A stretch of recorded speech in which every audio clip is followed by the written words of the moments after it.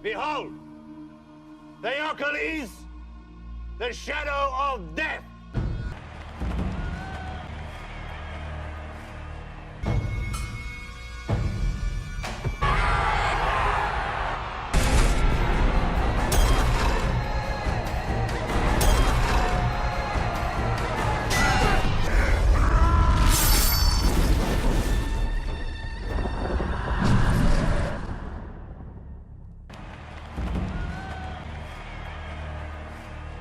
My hour of glory is long past.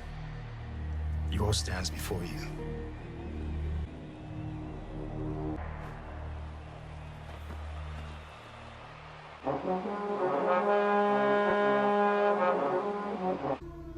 Behold, the Hercules, the shadow of death.